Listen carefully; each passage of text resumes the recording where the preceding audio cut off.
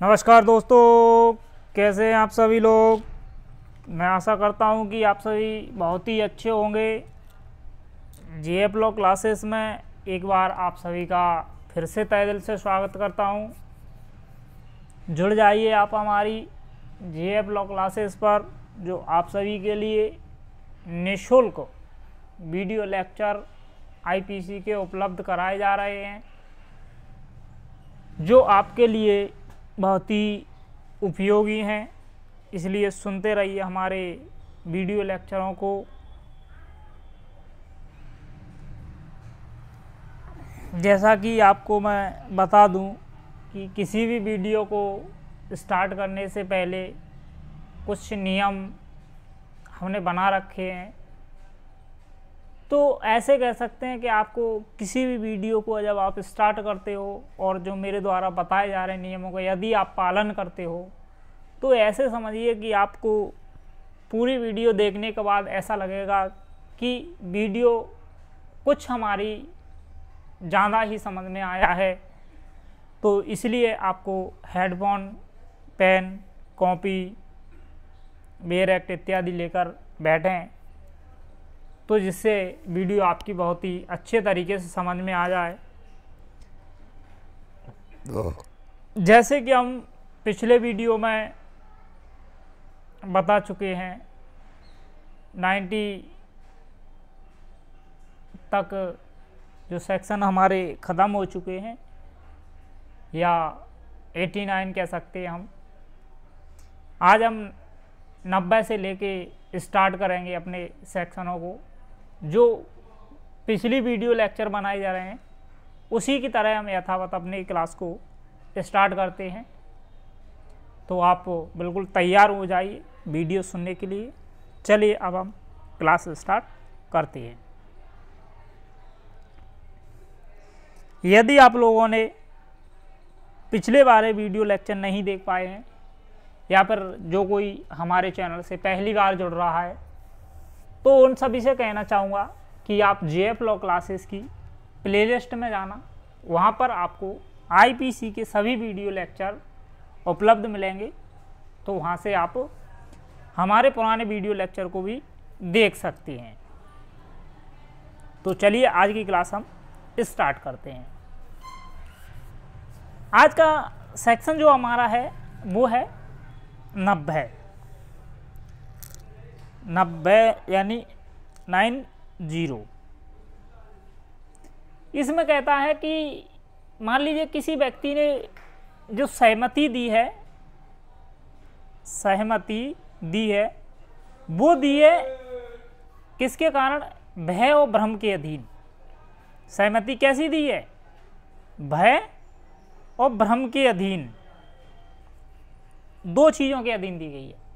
तो आप मेरे को एक बात बताइए, यदि जो कोई सहमति दी जाती है अगर भय और भ्रम के अधीन दी जाएगी, तो क्या वो सहमति मानी जाएगी? वैध सहमति मानी जाएगी? क्या नहीं मानी जाएगी। सहमति जो होती है, सहमति होना चाहिए स्वतंत्र सहमति।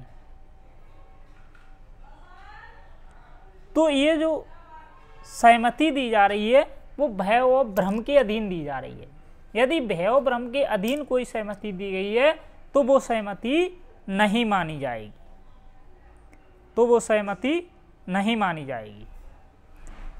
अब भय भ्रम के अधीन मान लीजिए उन्मत्त व्यक्ति द्वारा सहमति दी गई है, या शिशु द्वारा सहमति दी गई है, तो ये भी सहमति के अंतर्गत नहीं मानी जाती। उन्मत्त व्यक्ति द्वारा या शिशु द्वारा सहमति। अब जो शिशु है उसकी आयु जो होना चाहिए वो इसमें बताई गई है 12 वर्ष से कम आयु का शिशु। कितने? 12 वर्ष से कम आयु का शिशु। यानी मान लीजिए कोई 12 वर्ष से कम आयु का शिशु सहमति देता है तो वो वैध सहमति नहीं मानी जाती है। चलिए मैं एक बार, अब आपको समझ में आ गया तो मैं आपको इसकी हेडिंग पढ़ के बता देता हूँ एक बार कि सहमति जिसके संबंध में यह ज्ञात है कि जो सहमति दी गई है वो भय और भ्रम के अधीन दी गई है। कोई सहमति ऐसी सहमति नहीं मानी जाएगी ऐसी कि इस संहिता के द्वारा आश्रित ना हो। यदि वह सहमति किसी व्यक्ति ने क्षति या भय के या भ्रम के अधीन दी गई है तो वह सहमति नहीं मानी जाएगी। मान लीजिए किसी उन्मत्त व्यक्ति द्वारा दी गई है सहमति, उन्मत्त यानी जो नशे में है या पागल है, तो उसकी जो सहमति दी गई है तो वो भी सहमति नहीं मानी जाएगी। और शिशु द्वारा दी गई सहमति, शिशु के द्वारा दी गई सहमति भी सहमति नहीं मानी जाती। और शिशु की जो आयु है वो 12 वर्ष से कम आयु का होना चाहिए, और 12 वर्ष से कम आयु का शिशु यदि सहमति देता है तो वो सहमति नहीं मानी जाती। ये हमारा 90 सेक्शन खत्म हुआ। अब आता है हमारा सेक्शन नंबर 91। चलिए, अब जो 91 कहता है वो कहता है ऐसे कार्यों का अपवर्जन, ऐसे कार्यों का अपवर्जन जो अपहानि के बिना स्वतः अपराध हो जाते हैं। ऐसे कार्यों का अपवर्जन जो अपहानि के बिना स्वतः अपराध हो जाते हैं। मान लीजिए इसमें अपराध जब बन रहा है जब कोई अपहानि ना हो। क्या ना हो? अपहानि। जब कोई अपहानि ना हो तब भी यह अपराध बन जाते हैं। जैसे उदाहरण, जैसे गर्भपात करना, गर्भपात करना, कराना, सारे ये, इसमें हानि अपहानि कुछ नहीं होती, लेकिन फिर भी ये एक अपराध है। चलिए मैं इसकी हेडिंग आपको पढ़ के बता देता हूँ। मान लीजिए धारा 87, 88 और 89 के अपवादों के विस्तारक कार्यों पर नहीं है, जो ऐसी अपहानि के बिना स्वतः अपराध हो जाते हैं। उस व्यक्ति की सहमति जिसकी ओर से सहमति दी जाती है उन कार्यों द्वारा कारित किया जाना आश्रित या आश्रित होने की संभावना है। यानी इसमें अपहानि नहीं होती फिर भी यह अपराध माना जाता है, चाहे किसी व्यक्ति ने सहमति दी हो या ना दी हो। लेकिन इसमें एक अपवाद ये भी आ जाता है कि मान लीजिए कोई स्त्री है और ऐसी स्थिति बन रही है, या तो स्त्री की यदि जान जोखिम में तो गर्भपात किया जा सकता है। मान लीजिए कोई गर्भ में बच्चा है, वो बच्चा गर्भ में ही ख़त्म हो गया है और उस बच्चे को यदि गर्भपात नहीं किया जाएगा तो महिला की मृत्यु हो जाएगी। तो उस स्थिति में क्या है, गर्भपात किया जा सकता है। यानी महिला की जो जोखिम या ऐसे कह सकते हैं कि जो मृत्यु होने की संभावना है उसको रोकने के लिए गर्भपात किया जा सकता है, अन्य दशा में गर्भपात नहीं किया जाएगा। जैसे बाइगेमी है, द्विविवाह इत्यादि उदाहरण देखने को मिलती हैं। द्विविवाह,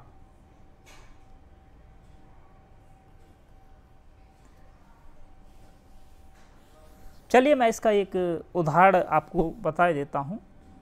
इसका बहुत ही अच्छा उदाहरण है, प्यारा सा।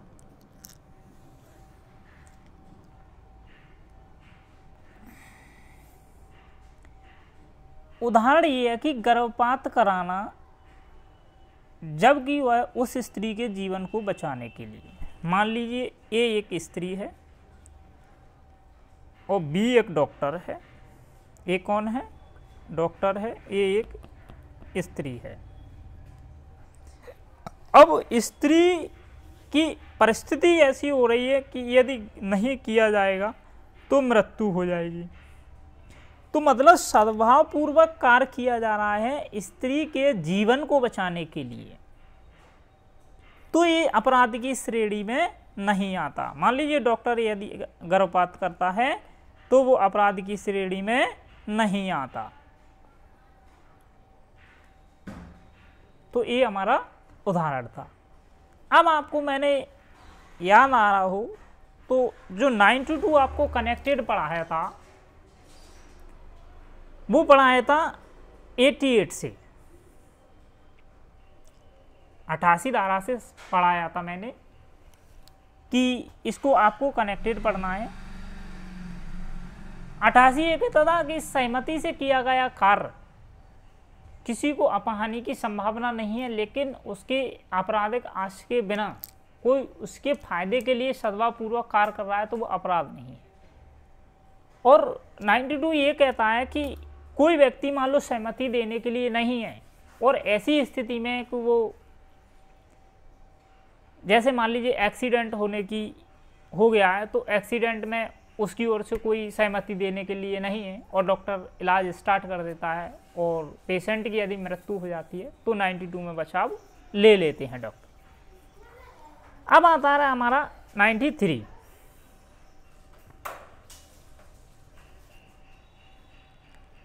93 है सद्भावपूर्वक दी गई संसूचना। सद्भावपूर्वक दी गई संसूचना, संसूचना।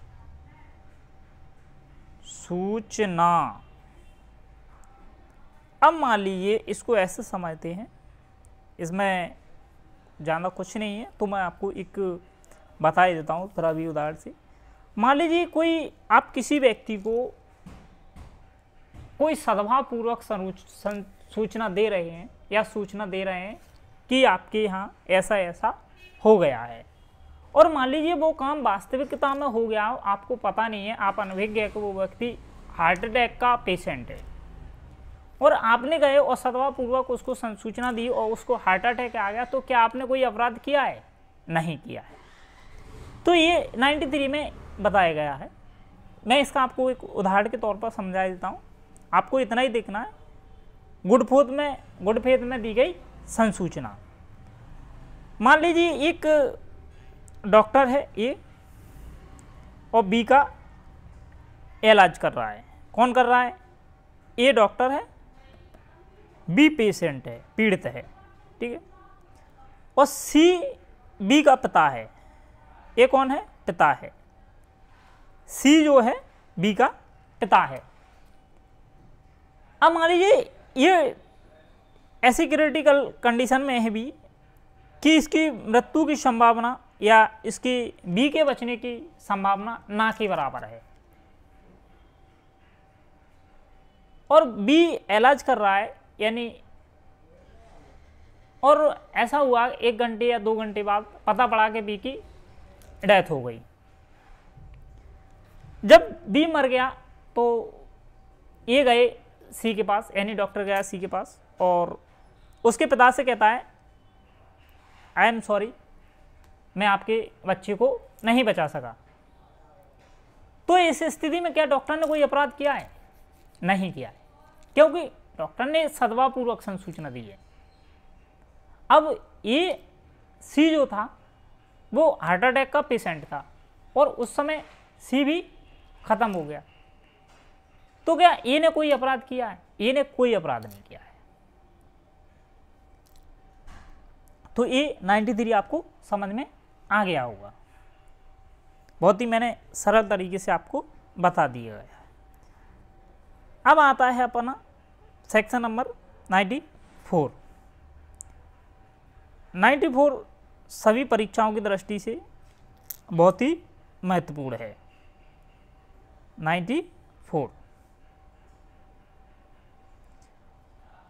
94 ये कहता है कि किसी कार्य को करने के लिए किसी व्यक्ति ने धमकियों द्वारा विवश किया गया है।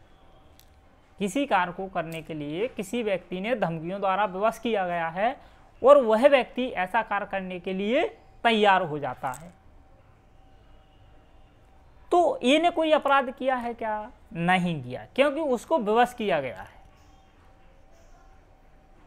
लेकिन इसमें कुछ अपवादित दशाएं हैं, तो उन अपवादित दशाओं को आपको एक बार देख लें। मैं आपको उदाहरण के तरीके से समझाने की कोशिश कर रहा हूं।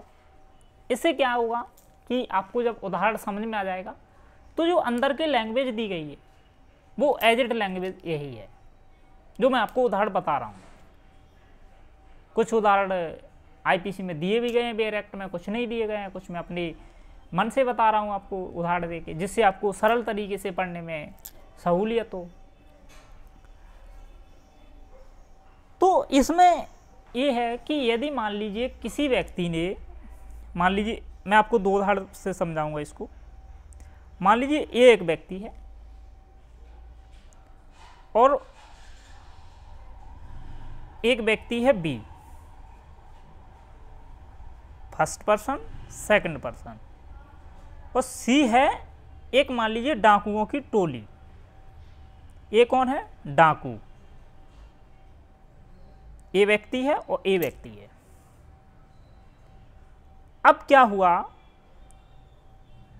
कि जो डाकुओं की टोली थी, या मान लीजिए ये आए रात्रि में किसके पास? बी के पास। अब आपको पता है कि जब डाकू हैं तो उनके पास तो बंदूकें, सारी चीज़ें उपलब्ध रहती हैं। अब सी जो डाकू थे उन्होंने बी से कहा क्या कि आप हमको ए का रास्ता, ए के घर का रास्ता बता दें, ए के घर का रास्ता बता दें। या फिर मान लीजिए कि ए की जो दुकान है उसके बारे में बता दें, और एक ही दुकान में करोड़ों की संपत्ति है। तो उसको लूटने के लिए बी को वो विवश करती हैं बंदूक लगाकर। यदि आपने ऐसा नहीं किया, यदि मान लीजिए आपने ए की दुकान का पता नहीं बताया या आप ए की दुकान तक आप हमारे साथ चल के नहीं गए, तो हम आपकी तत्काल मृत्यु कारित कर देंगे। अब जब किसी व्यक्ति को मृत्यु की धमकी मिल जाए हल्की हाल तत्काल, तो आप सोच रहे हैं कौन तैयार नहीं होगा। चलो अभी मरना है, जिससे अच्छा थोड़े टाइम बाद मर लेंगे, जीना तो सबको ही अच्छा लगता है।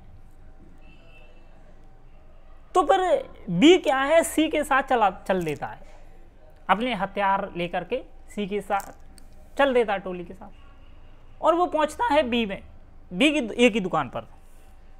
कौन पहुंचा? बी और सी टोली सहित पहुंच गए ए की दुकान पर। रात्रि का टाइम था और सारे औजार ले जाके, तो सारा काम जो कराया ए से कराया, ए से सारी दुकान की तोड़फोड़ कराई, और तोड़फोड़ करने के बाद सारा लूट के सामान ले गए। अब मान लीजिए पता चलता है कि बी ने ताले तोड़े या बी ने सारी चीज़ के बारे में जानकारी दी, तो क्या बी किसी अपराध का दोषी है? तो बी ने कोई अपराध नहीं किया, क्योंकि उसको धमकियों द्वारा विवश किया गया था, उसकी मृत्यु कारित करने के लिए विवश किया गया था। तो इस धारा के अंतर, धारा 94 के अंतर्गत वो बचाव ले सकता है। अब मैं आपको एक उदाहरण और समझाऊंगा। दूसरा उदाहरण देखिए, दूसरा उदाहरण भी यही है, ऐसे ही इसी पे भी बता सकता हूँ मैं, और मैं आपको दूसरे लिख के बता देता हूँ।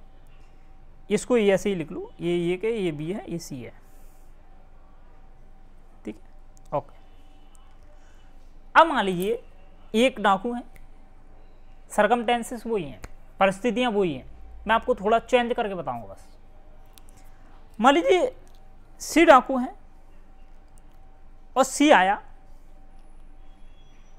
ये डाकुओं ने कहा बी से कि यदि आप तत्काल बंदूक लगा दी बी के पास, और बी से कहा यदि आप ए की मृत्यु नहीं करते तो हम आपको मार देंगे। यदि आप ए में बंदूक, ए को बंदूक से नहीं मारते तो सी बी को मार देगा।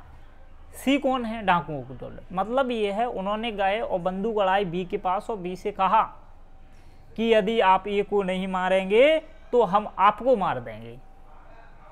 वही फीलिंग बी को आ गई। जो पहले ताला तोड़ने का है उसने कहा ठीक है भैया चलो मैं चलता हूँ, मारे आता हूँ। यदि मान लीजिए वो बी ने हथियार लेकर सी से और जान के ए को मार देता है, यानी ए की क्या कर दी बी ने, हत्या कर दी। अब ए की हत्या की बी ने, तो क्या बी धारा 94 के अंतर बचाव ले सकता है? मान लीजिए बी ने अपराध किया है या नहीं किया है, तो आप कह रहे हो सर अभी आपने कहा है कि बचाव ले लेगा तो 94 में अपराध नहीं किया, तो यहाँ ये अपवाद है। मान लीजिए आप किसी व्यक्ति की मृत्यु का अर्थ कर रहे हैं या राज्य के विरुद्ध अपराध कर रहे हैं, तो यहाँ आपको बचाव नहीं मिलेगा, ये अपराध की श्रेणी में आता है, ये अपवाद है इसके। इस अपवाद को आपको याद रखना है। ए मैन, अब आपको मैंने दो उदाहरण बहुत ही अच्छे तरीके से समझाए और मैं जानता हूं कि आपकी समझ में बहुत ही अच्छी तरीके से आ गए होंगे। अब आपको तो मैं इसकी आपको हेडिंग पढ़ के बता देता हूं, या फिर आपकी समझ में आ गया हो तो आप पढ़ भी सकते हैं। अब मान लीजिए मैं आपको थोड़ा और बता देता हूं इसमें। मान लीजिए एक व्यक्ति था और डाकू आए और वो डाकुओं की टोली में सीधे चलने लगा, तो ये वो अपराध कर रहा है क्योंकि डाकुओं ने उसको धमकी नहीं दी, अपने मन से जा रहा है साथ में, तो ये अपराध है। अब आता है हमारा 95 सेक्शन भी बहुत ही सेक्शन बेस महत्वपूर्ण है। तुच्छ अपहानि कारित करने वाला कार्य। अब देखिए आपको कुछ चीज मैं बता देता हूं। ये है 95 और ये है तुच्छ। तुच्छ आपने अक्सर इस शब्द को सुना ही होगा, तुच्छ। अरे यार वो तो तुच्छ व्यक्ति है, यार वो तो ऐसे काम करता है, तुच्छ से काम करता है। देखिए मान लीजिए कोई व्यक्ति है, ऐसे तुच्छ से काम से करने से कहते हैं कि बिल्कुल मामूली सा काम। मान लीजिए आपने कागज फाड़ दिया, आपने क्या किया, कागज फाड़ दिया। ये ने कागज फाड़ दिया। क्या फाड़ दिया? कागज एक रजिस्टर लिया, रजिस्टर के पेज फाड़ के फेंक दिया। वो कहता है साहब देखो मैं कितना पहलवान हूं, वो कहता है देखो मैंने कितना बलशाली काम कर दिया कि मैंने कागज फाड़ दिया। तो ये कैसा काम है? तुच्छ काम है आदमी के लिए। मान लीजिए ये ने क्या किया, मान लीजिए एक चींटी जा रही थी और उसको क्या है, चींटी को वहीं पे मार दिया। तो ये ने क्या कोई बलशाली का काम किया है? नहीं किया। इसी प्रकार ये आता है, मान लीजिए एक ये है और एक बी है। अब ए ने बी में क्या किया, ए और बी दोनों मित्र थे और ये गया, ए ने थोड़ा पीछे से हंसी मजाक में वैसे ही थोड़ा थप्पड़ मार देते हैं, हंसी मजाक में जा रहे थे, कभी कभी मिले और भाई कैसे बड़े दिनों बाद मिले, तो वो थप्पड़ मारा तो क्या ये ने अपराध किया? ये तुच्छ आता है, इस पर ध्यान नहीं देता कोई। मान लीजिए ऐसे कोई कार्य जो कार्य किया गया है और उससे अपहानि या ऐसा ना लगे कि बड़ी अपहानि हो रही है, तो इसमें बचाव ले सकता है। सर कह सकता है कि श्रीमान इतनी भी बड़ी कोई बात नहीं थी, हम मजाक मजाक में बातें कर रहे थे, तो ये अपराध की श्रेणी में नहीं आता। तो ये हमारा 95 है। विधि तुच्छ बातों पर ध्यान नहीं दी, मतलब छोटे छोटे अपराध के लिए मनुष्य न्यायालय में नहीं जाता, इग्नोर कर देता है, चलो ठीक है कोई बात नहीं, हो जाता है एक बार को अपराध। तो ऐसे अपराध की प्रकृति के बारे में कोई बातों पर ध्यान नहीं देते। तो ये हमारा आज 95 तक कवर हुआ। आज का वीडियो ज़्यादा लंबा ना जाए, इसलिए इस वीडियो को मैं यहीं समाप्त करूंगा। यदि आप लोगों ने हमारे इस वीडियो को पूरा देखा हो और वीडियो आपकी समझ में आ गया हो या आपको वीडियो पसंद आ गया हो तो लाइक कर दें। बेल आइकॉन इम्प्रेस नहीं किया तो बेल आइकॉन दबा लें। चैनल सब्सक्राइब की मैं बिल्कुल भी नहीं कहूँगा। यदि आपको वीडियो पसंद आ रहे हैं और आप वीडियो को लगातार देखना चाह रहे हैं तो आप JF लॉ क्लासेस के परिवार के सदस्य हैं। आप सब्सक्राइब तो करके ही रखते हैं, नहीं किया होगा तो कर लेंगे, कोई दिक्कत नहीं है। आप सभी के लिए हमारा पूरा वीडियो देखने के लिए बहुत बहुत धन्यवाद।